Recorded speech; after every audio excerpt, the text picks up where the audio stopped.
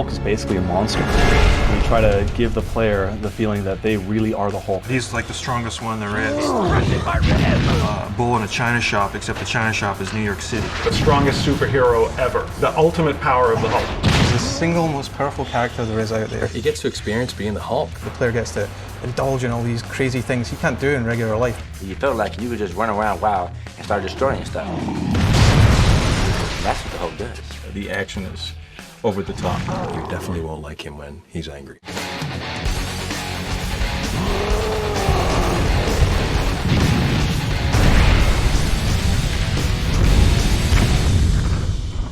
This superhero takes a flaming bus and throws it half a mile at a 60-foot-high mech.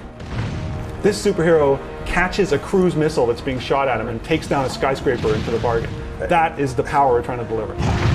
You're taking one of the biggest larger-than-life characters there is fictionally, and you're putting him in an open-world city environment where he can basically do anything. With the Hulk's momentum, you can do whatever you want. Nothing can stop you. Probably there have been times in your life when you wished you could turn into the Hulk. There's something incredibly cathartic about that. It can be good and it can be bad and it can be fun. To be a success, it has to be different. With the key design elements in Hulk, we have epic fighting, total destruction, unstoppable movement, total freedom.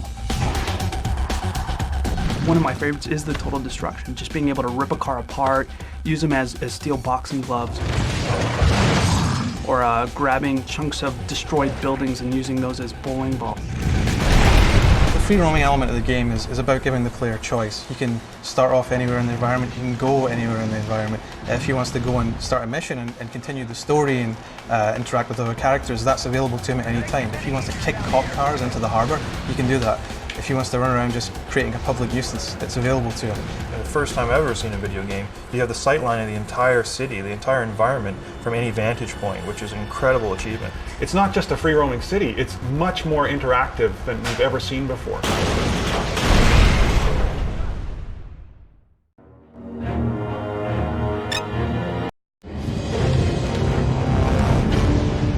We worked really closely with Marvel, and they're always in there constantly making sure that the user's going to get this super over-the-top experience that they've never seen before with any other superhero character. Marvel has a lot of involvement in how we build this game. Marvel is responsible for the character. They want to make sure we treat it right. He's still green, right? That's true, he's still green. And he always wears purple pants, so he has an appalling sense in fashion. Right. Yeah, if you know you're going to turn green, the last thing you want to do is wear purple pants. So in the case of the Hulk, there are so many facets. There's the psychological facet. There's sort of the monster movie aspect of it.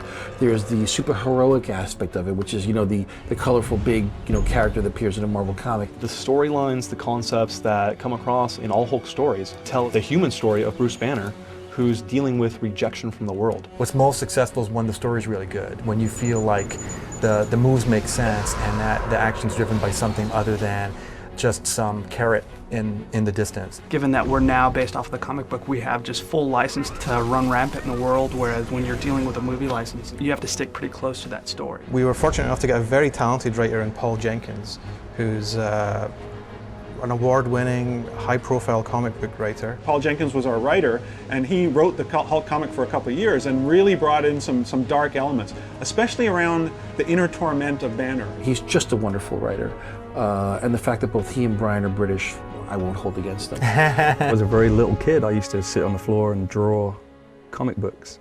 Had no idea that would be my career. What's happening to me? My darling boy, don't be afraid.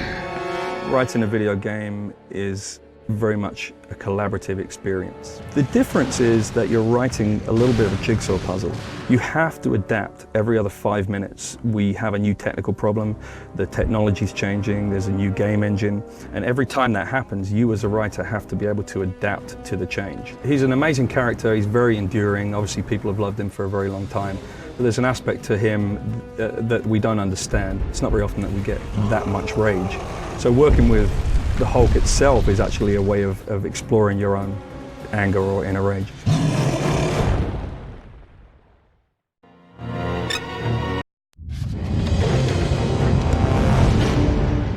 went along with Brian Hitch's Ultimate Series as our sort of goal for this is the type of comic book we want to try to reflect in our game.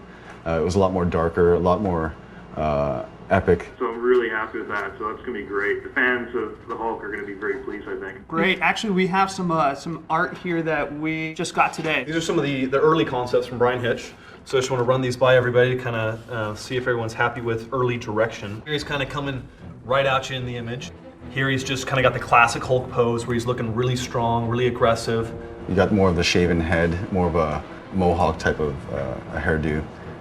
And a lot more vascular. His muscles were more defined and vascular than the previous versions of the Hulk. I spent a lot of my time figuring out how we're going to accomplish all of these great ideas. Finding the best composer, looking for the best sound effects designers in the world, looking for the best orchestra in the world, looking for the best writer for this project. It's pretty different from what Vlad and Tim do back at Radical. Video game producer is a really interesting job because you have to be a total generalist. You have to know something about tech, you have to know something about art, obviously you have to know a lot about gameplay, but you also have to know about people management and budget management, and it's a really cool job. It's kind of like the combination of a movie director and a movie producer all kind of rolled into one. Managing a team of 40, 50 people towards a common goal over 2 years, it's a huge challenge, and when you get to the finish line, it's pretty awesome, that feeling you get when, yeah, we did it as a team. The designers work on the gameplay experience, so the artists work on the aesthetic, the programmers work on the foundations to make things happen. But the designers are really directors of individual little segments of the game, and really sort of defining what the experience is going to be, and then working with everyone else to figure out how to make it as good as it can be. The last portion of the process in developing a game is when we get to quality assurance. So we give it to between 15 and 30 kids that are hardcore gamers, and they'll go through it, play the game from just about every aspect you could possibly think of. And they have a giant database, they collect all the bugs. One thing I noticed is that there's a map hole, and so if we were writing a bug, that would be one of the things that we would write up. We'd be looking at upwards of 10 to 12,000 bugs, each one a separate issue.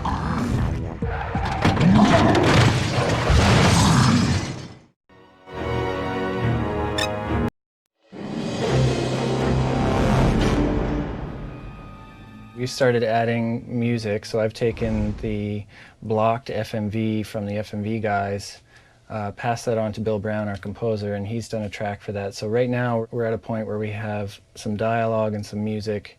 We're going to be adding sound effects, and then we'll do the final mix. Bill Brown is our composer on this title, and he has an amazing background in video games. He's got a wide variety of experience, and he really brings that cinematic feel.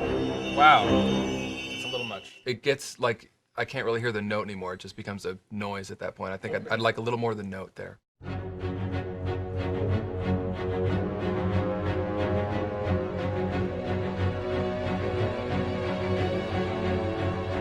In the case of this project, it's just a lot of action and a lot of adrenaline. My job in the majority of this game is actually, the second you get in, you are just roaring from one end of the level to the other. They're the character. They're playing it. So basically, I'm just supporting their experience, and I'm just deepening that experience. That's my goal.